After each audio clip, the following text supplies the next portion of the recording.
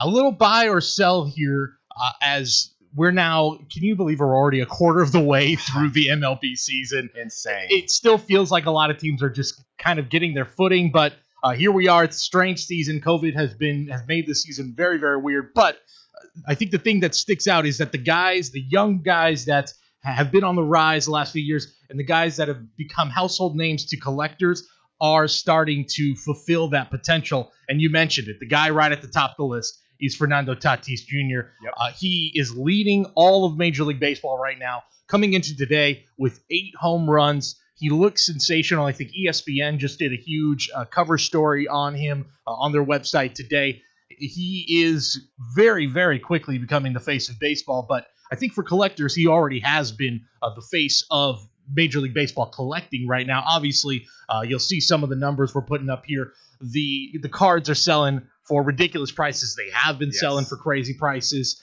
You see his draft pick rookie card going for, $20,000. It just sold for very recently. So these are huge numbers. So I guess this is less about a buy or sell here. If you're lucky to have one, I'm sure buying one is maybe a little tougher to come around right now. But if you are lucky to have a Tatis card right now, especially a Tatis auto, are you hanging on to that card right now, or are you trying to capitalize on the success early on for Tatis? At this moment, I think I'm holding. I mean, if you look at his last week, he had a home run Monday, a double Tuesday, a home run Wednesday. He was off Thursday, and then Friday, a leadoff home run. Saturday, leadoff home run. I mean, this guy is just literally exploding right in front of our eyes. For collectors, you can find his rookie card in 2019.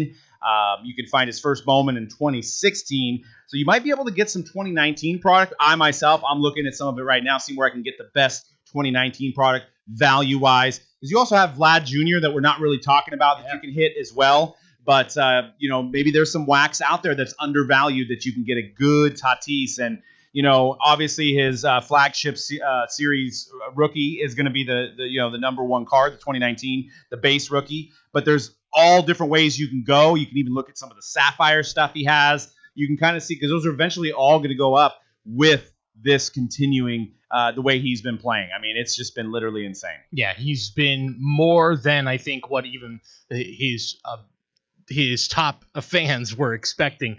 He's just been sensational on and off the field, too. He's such a guy that baseball needs right now. Such a vibrant star, so full of energy. He's fun. I mean, the bat drops. I'm loving the bat drops. Oh, yeah, that flip he had was just incredible. Gosh. Yeah, and doing it well. We'll talk about him a little later, doing that against Madison Bumgarner. I'm sure he wasn't very happy about it, but the way he's pitching right now, maybe can't really What do you say think anything. to stop on this bat knob? I'm thinking cards, but bat flips. It seems like as we go along, it's a little bit more, we had the Batista flip, and then he got punished for that by the other team. I mean, I think it's becoming more and more accepted. I mean, baseball's got that generation of get off my lawn type thing. We got to hold the rules. We got to respect the game. But if you look at the other sports, you got football guys, doing corrugated dances and pictures and all that stuff that they're doing now. Basketball's always been about the fist pump. But baseball, it's like, I like it. I like the energy, especially when my guy does it. If I'm following, say maybe I had Tatis in a FanDuel, I'm loving that, So I think there needs to be more of that personally. I think the thing to think about now is how long ago was that Bautista thing, that the bat flip around the world? Now it's almost been, 5 years since that happened? So you've got a generation of guys who got drafted this year who were in 7th or 8th grade when that bat flip happened. So now they've just grown up with it. This is what they know. So I think you're going to start to see as the league gets younger, it's already happening. You saw Ronald Acuna Jr. went off this weekend. He's a guy who definitely likes to have some flair when he plays. So it's going to become part of the fabric of the game. And then, 20, 30 years from now, they're going to figure out some new way. Some guys are going to be doing somersaults and cartwheels around the bases. Go, hey, man. You want to throw your bat, about 30 feet away, go ahead. But if you're Acuna, if you're going to flip that bat, you got to make sure you run out a fly ball as well. Yeah, there's that too. Well, going on the pitching side, you mentioned his name. We talked about him last week too. Shane Bieber, who has just been. If Fernando Tatis Jr. is probably your MVP of the season so far in the National League, I think Shane Bieber is far and away your American League Cy Young winner right now. He pitched Sunday night, his last start against the Chicago White Sox, 8 more strikeouts, to add on to his total of 43 and 27 and 2/3 inning. He's a real deal. That breaking ball is filthy. And I think this is a guy that maybe he's been on a lot of baseball fans' minds. I don't know if he was first and foremost when he first got called up by Cleveland, but you see the difference here. A couple of slides I'm going to put up. Back in July, this card goes for $225. The same card just a week ago, you see the price jump to $775. Just it's sensational. Similar card going for a huge jump in price for Shane Bieber. So another guy where are you looking to get in on the Bieber train right now? Is this a guy that you try to capitalize, or a guy that you think, hey, maybe if he can pocket another Cy Young or a couple Cy Youngs down the road, this is a guy you want maybe 10 years down the road and really get that investment? Well, and I'm not a believer.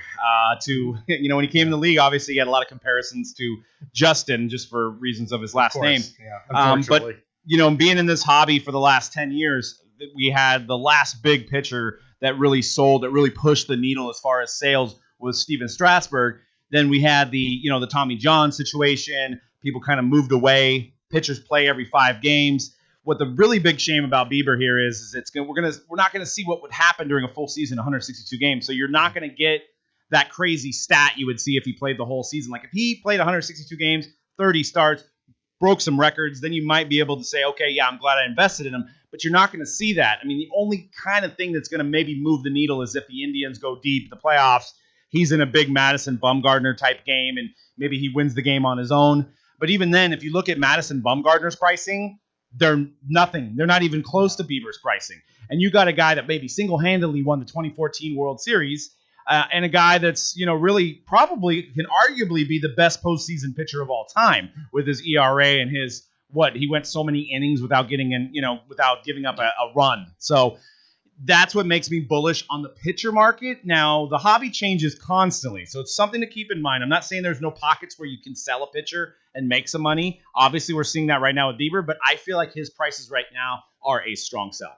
Yeah, I think, and you mentioned it with Strasburg, a guy who was probably the most hyped pitcher coming out of the draft of his era, and he has become a spectacular pitcher, but there have been so many bumps in the road along the way, and with pitchers' health, you just never know when things can change on a dime so fast with pitchers and their luck. And one Tommy John surgery could derail everything, a bad shoulder, whatever it may be. I mean, we're familiar with it. We saw Tim Lincecum take the league by storm in a matter of 4 years, and then in a matter of 1 year, he was done. Yeah. So it's, especially with pitching, it can be so tough to really predict how things are going to play out. Not everybody is Max Scherzer or Justin Verlander, who can last, when they're 36, 37 and still crank it at 97 miles per hour. So We'll see. If Bieber can keep this up, we'll see. But that's such a huge if. Now, I want to talk about a few guys who I think are really good buy low candidates right now. One guy who's actually a teammate of Fernando Tatis Jr., that would be Trent Grisham. If you don't know the name, he was acquired by the Padres in a sort of a quiet move last offseason. He gets called up by the Brewers last year and had some good numbers, but was a top-rated prospect when he first got drafted. Kind of fell off in the minor leagues, picked things back up last year. Padres decide, let's take a chance on him. He's actually looked very good. 4 home runs for the Padres so far in a couple of weeks. I think this guy is the real deal in center field. And his cards right now are not going for a huge amount. I think you see right there about $50, 51 for his draft pick auto. If you're looking for a good investment, I really think Trent Grisham and really a lot of San Diego Padres, their farm system is just stacked, would be a really nice investment. I don't disagree, because you're going to get to the point where if Tatis continues this run, that people are going to be priced out of buying Tatis. Yeah. So they could obviously move down into Grisham, and Grisham could be obviously he's going to be affected and be doing well in that lineup with a guy like Tatis in that lineup. So you're going to see kind of a combo situation with that going down. So I think, if you can get in at those prices, this hobby changes daily. They may have gone up by the time we're talking, but if you can get in those prices, I think it's a decent investment to just grab a few of them. Yeah, just being in that same lineup, like you mentioned, with Tatis, there's going to be a lot of guys who are going to benefit just from hitting, behind him or ahead of him. There's going to be a lot of runs scored, a lot of offense, I think, for the San Diego Padres' future. Well, and not to jump backwards, but if you think about that trade now, so the White Sox could have had Tatis. they basically traded for James Shields. And, James Shields is, hit or miss on his pitching.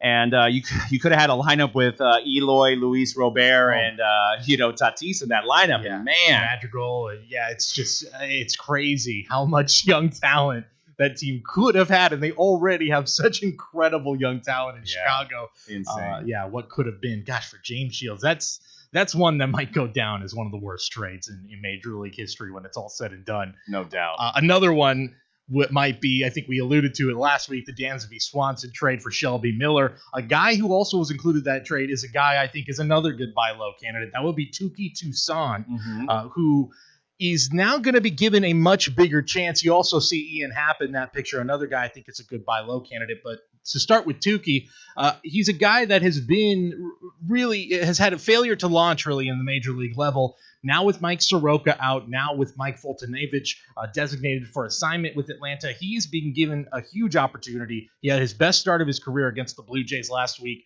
I think his strikeout rate, even though he has not hit that innings pitched mark qualifier yet, I think he's about fourth or fifth in all of the National League right now with about 13 strikeouts per 9 innings.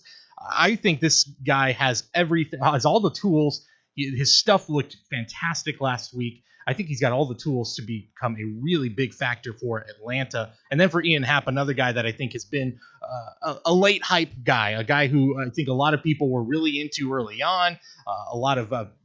He was at the top of a lot of baseball prospect lists. And I think it's easy to forget, especially after that rookie season where he's great. He's kind of fallen off in a couple of years since, but he's been maybe the best offensive player on the Chicago Cubs, a 10-3 team. They didn't play over the weekend, but still one of the best teams in the National League. Another guy that I think would be a really good buy low candidate right now.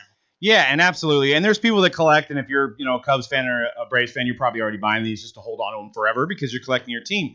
But if you've noticed here, we've picked out teams that are contending. And the beauty of this season, if you are collecting to flip, maybe you're buying a couple and then you're going to sell a couple and you're going to, just to kind of supplement buying more stuff, you kind of you obviously stick into teams that are doing it. And because it's a shortened season, this is a lot faster. It's about 3 to 4 times faster. So, if you do the math, you're doing, each game is the equivalent of 3 to 4 games. So it happens so much faster this year. So it's a different ball game being that there's only a 60-game season. And, a lot of these guys, are 16 teams are going to make the playoffs? Yeah. Exactly. So, there could be a guy that's, on nobody's radar right now that could knock off the first seed and then all of a sudden the hobby, and then it's too late, so you could use these early stats to kind of build some guys. And then when the time is right, you could definitely flip. Touki Toussaint, I don't disagree with you, but we did book Touki to do a break with us in Arizona, and then his agent got involved and it got a little messy. So a little near and dear to the heart. I wouldn't endorse Touki personally, but I think with pitchers, you can definitely, like we just mentioned with Bieber, you can catch that little wave. Yeah. I think long term, it's definitely could be risky because of the Tommy John factor. Obviously, don't hope Tommy John on anybody, but it seems like it's almost inevitable these days with elbow soreness, the way these guys are throwing, 100 miles an hour fastball. So it does happen. And then, with hitters, they could have one bad game. Yelich could go 0 for 4. Well, then he's playing the next game. So then he's going to go, he could go 3 for 4, and everybody forgets about the 0 for 4 the day before. A pitcher, could get lit up, and then it's 5 days before he plays again. Right. So there's a lot more time for hobbyists to stew on it. I'm not saying there's definitely some buy or sell pockets right there. If a guy has a really bad game, maybe you do buy it low. But, you have to. It seems like you have to wait so much more for a pitcher to play again to right the wrongs rather than investing in some hitters. Yeah, agreed. And, and it's like you said, it's a short season. So, let's say he does have a good season in maybe 10 starts, 12 starts, and he looks great and maybe he's selling well over the offseason. And then next year he just hits a wall and is never the same guy again. So that window could be really even shorter than it usually is. But I'll remember Touki Toussaint on the Mojobreak naughty list. But,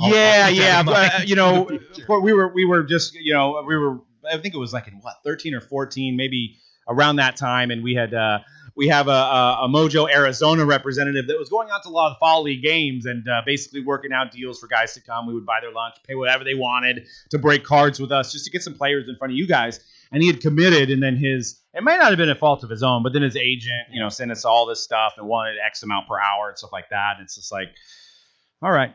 Yeah, you need a couple of all-star appearances under your belt till you can big league some guys like that. Right. I mean, you're still a rookie. Come exactly, and we did breaks with Nick Williams, with Tyler Glass now and stuff, and Yeah. that was going to be that same event that Tukey was going to do, and we were letting these guys promote their Instagram and all this stuff and get their brand out there, and it was definitely a mutual fun event, and unfortunately the agent probably was like, I need to get paid, I can't let you do an appearance without me getting paid, so that's how it goes. I know how the business works. Yeah, exactly.